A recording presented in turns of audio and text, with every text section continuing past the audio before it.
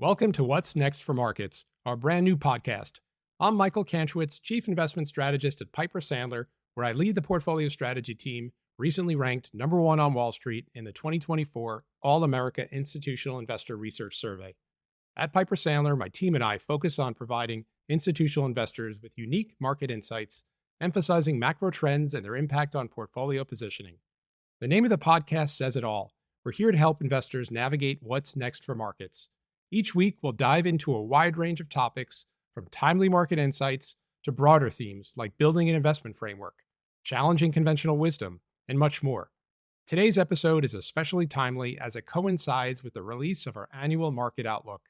We'll use this episode to discuss the key themes shaping the year ahead and set the stage for topics we'll explore in greater depth in future episodes. Let's get started.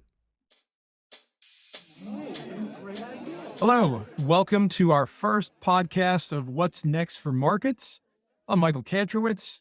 I'm here with Stephen Gregory, my long-term partner. We've worked together for about 20 years, and he's going to help moderate and go through the discussion of what we're going to be focused on today.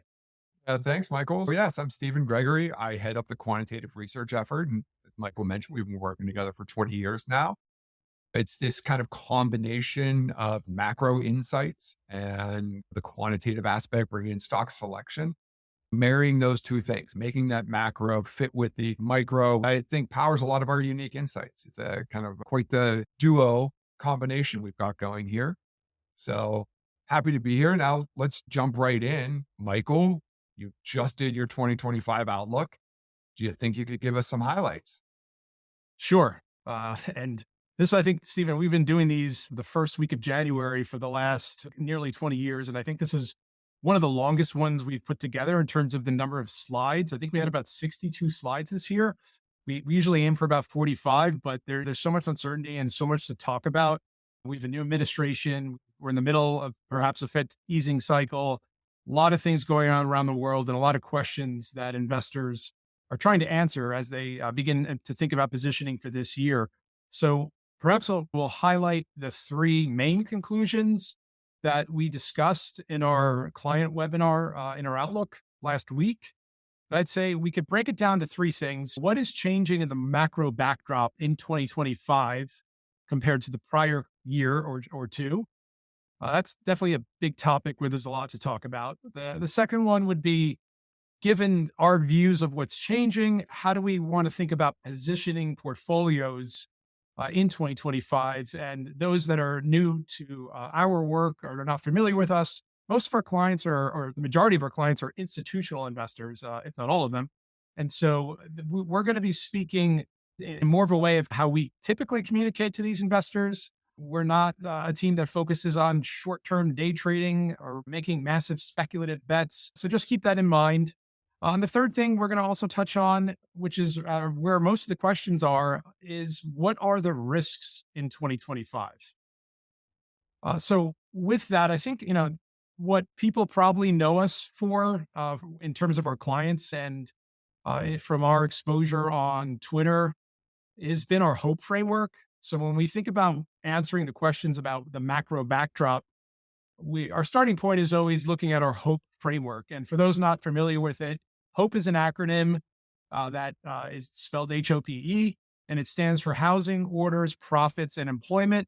And it's the sequence in which the economy usually accelerates and decelerates throughout the business cycle. And now the last 2 years, 3 years, 4 years, even going back to COVID, have certainly been unique. But I still think they offer a good framework for thinking about where we are in the business cycle and help us think about what the potential surprises could be or where the economy's headed in 2025. So with that, let's start out with housing. Housing's been in a really unique backdrop for the last several years following the COVID shutdowns, rates going to zero, mortgage rates hitting all-time lows. And what we've seen in the last few years, and something we expect to persist into 2025, is a fairly weak backdrop for housing activity. And there's a number of data points we look at when we're thinking about the housing sector. And we use the housing sector as a starting point for our macro reviews because it is really the early cycle part of the economy. It's part of the economy that responds first to changes in interest rates. And it's also one of the biggest multipliers in the economy. One of the slides we highlighted, we showed that housing basically accounts for roughly 16 to 17% of GDP. And that's when you add up construction, new construction, changes in existing home sales, the income that realtors make when they sell a house, the expenses that are incurred when somebody moves into a new house or into an existing home. So it's a big portion of the economy. And it's a really important part of the economy to understand because, again, it could have such a big multiplier effect. Or what we've seen in the last few years, it could not have a big multiplier effect and be quite stagnant.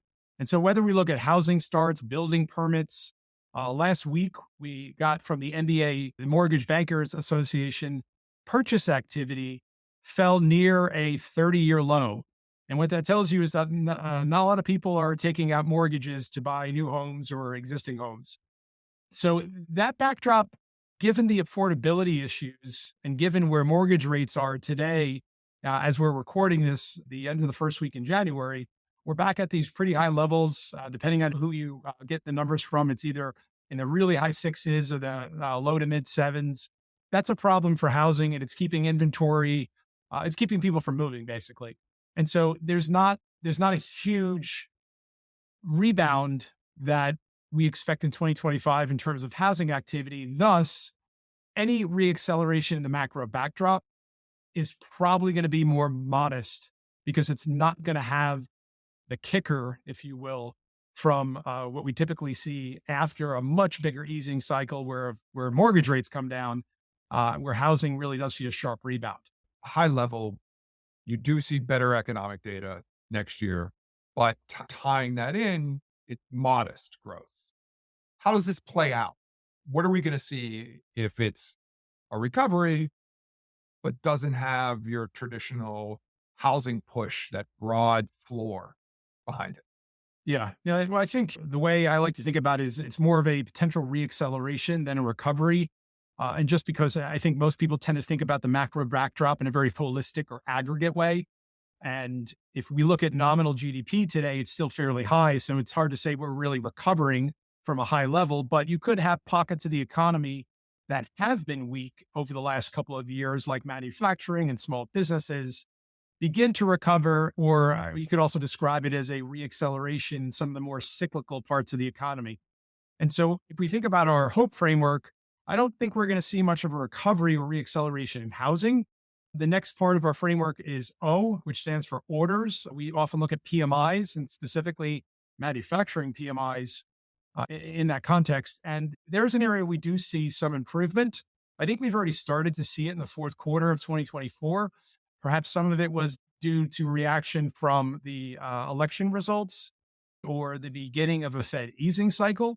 So there's a lot of optimism that we'll finally begin to see manufacturing activity begin to pick up. And some of the metrics, data points we look at there, the manufacturing PMI, which has had an unprecedented period of basically 2 years of being in contraction, we're below 50. And it's not only been that one index, there's a lot of regional PMIs in the US economy, the Empire Fed Index, the Philly Fed Index, the Kansas City Fed Index, and a handful of others that have been quite weak over the last couple of years. So what we typically see once the Fed starts cutting rates is we tend to see that data start to improve. And I think we're beginning to see it. And I think it's going to be a modest recovery. And that's a big change from the last couple of years where manufacturing really was very weak and not really contributing. And if it contributed to anything, it really contributed to the bifurcation of the economy and that being the weak part. So that does give us some sense that perhaps we'll begin to see the profits picture broaden out, which is the P in our hope framework. So if you look at S&P 500 profits, they look like the line's been going straight up. Everything's great. But if you dig under the surface, there's been, again, another big bifurcation between the Mag 7 and the rest of the market, where you've had really good growth in the Mag 7, pretty tepid growth in everything else. And then when you go down in capitalization down to small caps, they've seen 3 consecutive years where earnings have declined. And so, what a PMI recovery suggests for profits is that we should start to begin to see the breadth of profits start to improve. And so one of the ways we look at that is looking at how many stocks each month are seeing a positive earnings revision from the sell side consensus analysts, et cetera. And what we have seen is the last couple of years, we've had weak manufacturing PMIs, weak profit breadth. If PMIs start to improve, and what we have seen in the last month or so is that also should come with an improvement in earnings breadth. But again, I want to caveat that with that it's unlikely to be a booming or really broad based recovery in profits breadth or profits strength in terms of magnitude because of the lack of housing being a propellant to that story, and the fact that interest rates are still pretty high. And we didn't get this big easing cycle that usually gives us that broad based profits recovery. And then moving on to employment, big focus of investors. I would say that the last few years, or more specifically, the last 12 months, we have seen a rise in the unemployment rate. That said, it's still fairly low. The weakness has come generally in smaller companies or smaller businesses. And ironically, that rise in the unemployment rate, I think, has actually been a good thing for stocks because it helped to bring inflation down. It helped to get the Fed from basically, or started to get the Fed pivoting. I remember back in August, we had that growth scare, which is probably why the Fed cut 50 basis points in that first easing. And so for employment, given the backdrop of again not a broad based robust recovery, I think you coined it pretty well, a rolling recovery. We'll probably see employment continue to remain somewhat bifurcated, somewhat mixed, and somewhat soft. In other words, we're unlikely to see a big improvement from here. And I guess in terms of what's been weaker, the unemployment rates drifted a little bit higher. There's been a whole host of other data like temp employment declining, quit rates have come down. I think we're going to probably see some more of that. And we'll touch on that a little later, but I think that could be good news for equities. But we do not expect a sharp increase in the unemployment rate or a sharp contraction in the economy. So, from our hope framework, I'd say we do think pockets of weakness will start to get a little better, but it won't be broad based and it won't be synchronized. What does this mean for 2025 in terms of are investors going to continue to be laser focused on Fed and inflation, or is it just going to be back to following the economy? That's all that matters. The last couple of years is behind us. Yeah, I think so, because I think the greatest uncertainty is around where the path of interest rates and the path of inflation. Yeah, there's a lot of scar tissue built up from the 2022 bear market and inflation shock and rapid Fed tightening cycle. So I think one of the themes that we've touched on a year ago was that 2022 probably brought about a paradigm shift. That the entire time I've worked with you, Stephen, the focus has always been growth, growth, growth. Inflation was never something people focused on nearly as much as they do today. And that just completely flipped in 2022. And given our macro outlook, I would say that there's not going to be a tremendous amount of volatility in the economy in terms of economic activity, but there'll be more volatility and uncertainty with respect to the path of 10-year bond yields and mortgage rates, how much more the Fed's going to cut. You've been with meetings with me where clients are now asking about whether or not we're going to see a rate hike in 2025. And of course, the path of inflation, with a big wild card being, of course, what President Trump is going to do with tariffs. So I think that's going to continue to be the focus. The bond market's going to continue to whip around the equity market and whip around investor sentiment. Better economic data, but still a lot of news flow and a lot of macro kind of ups and downs potentially ahead of us. It's going to make for an exciting year. So, really interesting stuff. From here, got to ask some market questions. What do you think your outlook plays out in terms of the very simplistic way most people want to articulate the market, which is the large or small? It seems every time you turn on the TV, that's how people are articulating their views, whether they see better data ahead or worse data ahead. So, been all large and to the extremes, Mag 7. What do you see ahead? Is it time to go small, or does rolling moderated recovery mean something else? I think we get into the second kind of key highlights of our outlook in terms of positioning. for the last 2 years or even 2.5 years, we've been pretty consistently arguing to be overweight factors like high profitability, high earnings growth, high free cash flow yield. So looking for companies that have profitable growth with earnings momentum. And that, as you know, Stephen, you put the stocks together, that led a lot of the larger Cat Mag 7 names and a lot of the higher quality, larger names across sectors into our portfolio of stock recommendations. And so I think as we get into 2025 and thinking about the marginal economic change we just touched on in terms of PMIs recovering and what that means for earnings breadth, I think it's time to start to step away from earnings growth or growth as an investment strategy, as at least as hard as we were leaning into that for the past few years, and start to think about what better earnings breadth means for the stock market. Now, I don't think that means you want to just completely flip and go all the way to the other end of the spectrum into low quality speculative value, or go from mega cap all the way down to the smallest Russell 2000s or the micro cap stocks, because I think that would really require a strong V-shaped broad based reacceleration, which is not something we expect. So we're kind of, I would say, we're marginally moving towards the middle, a little more value, a little less growth. Yeah, a little smaller, but not small. And moving away from growth into stocks that could benefit and themes that could benefit from this improvement in manufacturing PMIs and other cyclical data that have been really struggling from the past few years when the Fed was raising rates. There's a lot of ways, of course, we can think about what those groups are, but simply saying we can look at stocks that have a high sensitivity to the ISM index or stocks that are very cyclical.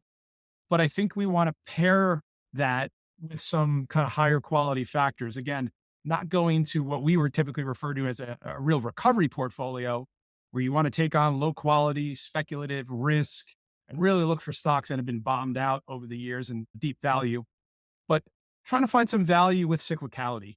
So the large versus small debate, I guess we probably find ourselves a little more in the middle than we do in either one of the extremes if we had to pick one. But again, when we're talking about large caps, there's such a concentration from the Mag 7, or even if you want to go to the 10 biggest stocks, include names like Broadcom, et cetera.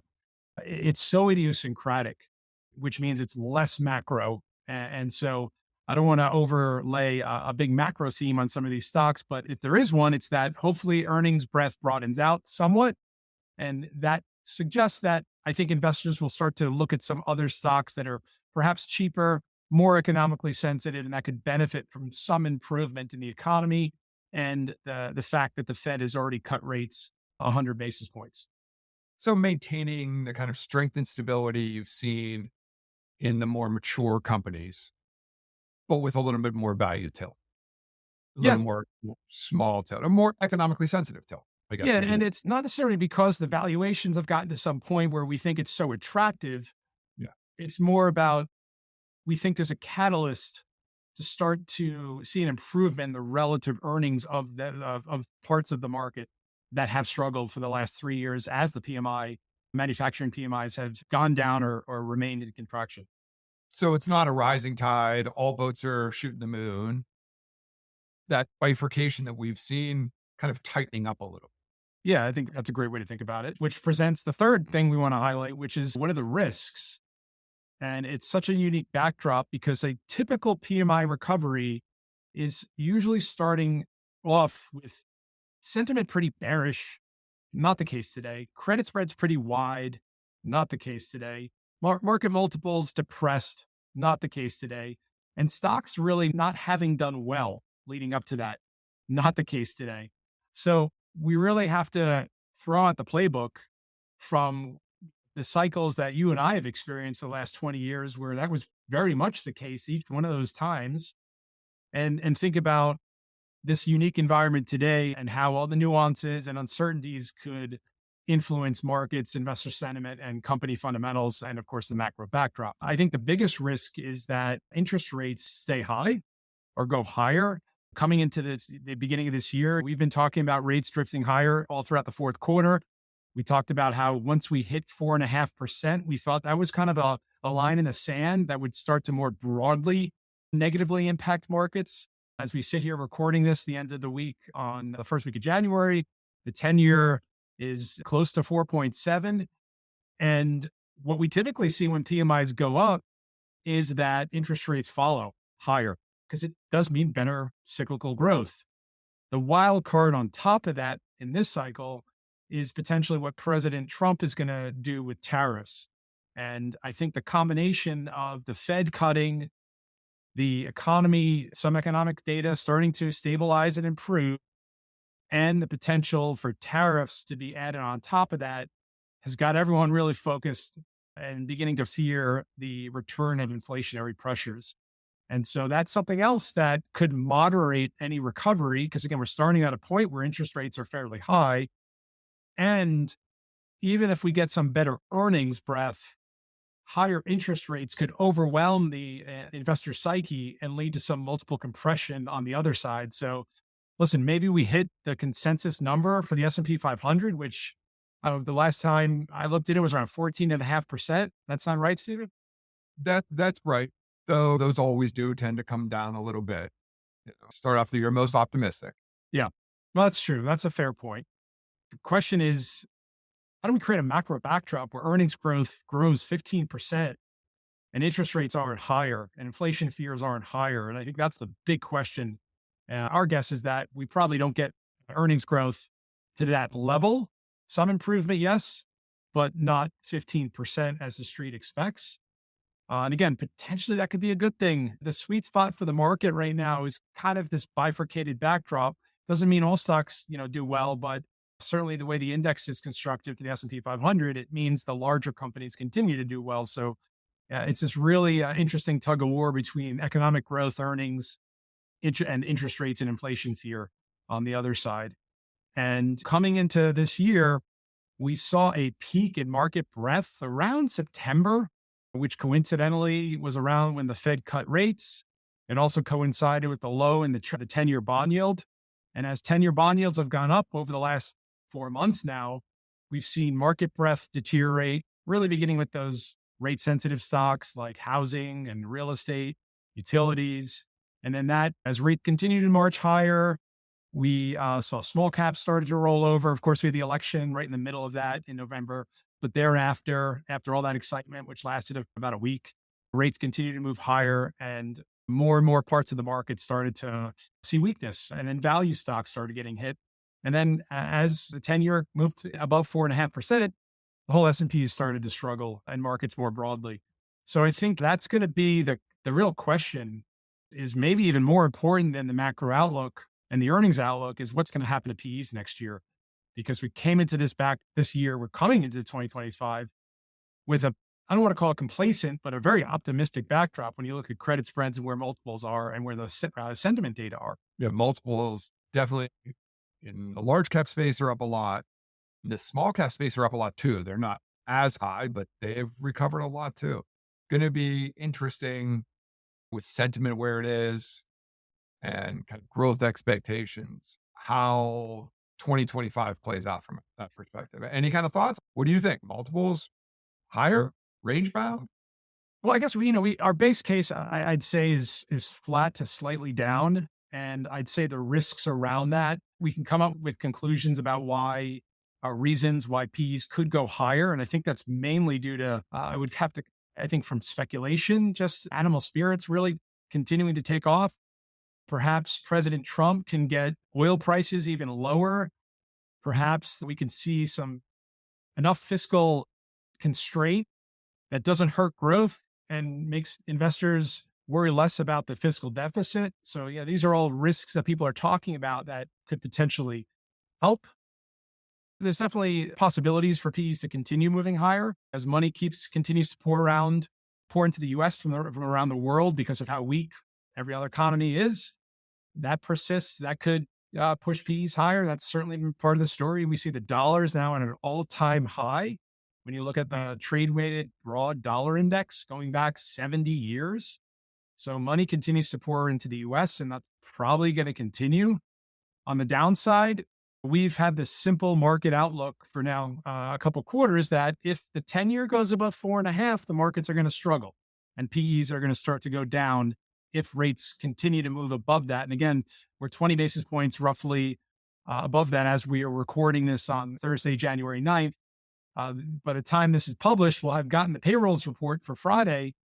That if we get a hot payrolls report, that's not good news for equities. If we get a soft payrolls report, I think given the focus around interest rates and concerns around inflation and the Fed no longer having any more cuts left, I think that's good news. So that I think employment data are going to be so important as they have been.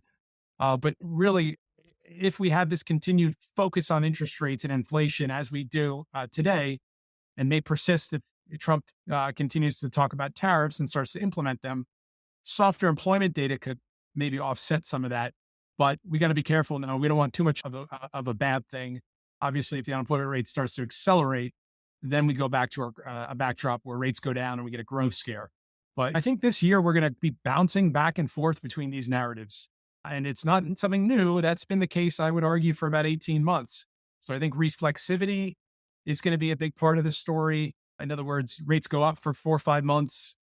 They start to have a dent into the economy, and then we get weaker data, negative surprises, and then rates start to come down and provide some relief to the markets first, and then eventually the economy if we get rates down for several months, especially mortgage rates, and we start to price in more rate cuts. That would be good for equities, again, to a point. We don't expect either extreme of a macro outlook, any sharp broad-based reacceleration or any sharp broad-based downturn. Not to say that's impossible to happen, but our base case is that we're in this reflexivity backdrop. Wow. Very interesting. Gonna be an exciting year. Thank you, Michael. That was a great kind of high level view of what to expect in the year ahead. Thanks for tuning in to today's episode of What's Next for Markets. Be sure to join us next week as we explore why S&P 500 price targets and sector recommendations may have lost some of their relevance in today's evolving market environment. We hope you enjoyed today's episode of What's Next for Markets. You can subscribe to the show on Apple, Spotify, YouTube, or wherever you get your podcasts. Be sure to follow Michael on X at Michael Cantro. If you like the show, please let us know by leaving a positive review. The preceding commentary is not financial advice. You should always seek appropriate financial advice from a professional financial advisor in your state. You should not consider this as a substitute for these services. Piper Sandler does and seeks to do business with companies covered in its research commentary or coverage. As a result, investors should be aware that the firm may have a conflict of interest that could affect the objectivity of this commentary. Investors should consider this commentary as only a single factor in making their investment decisions.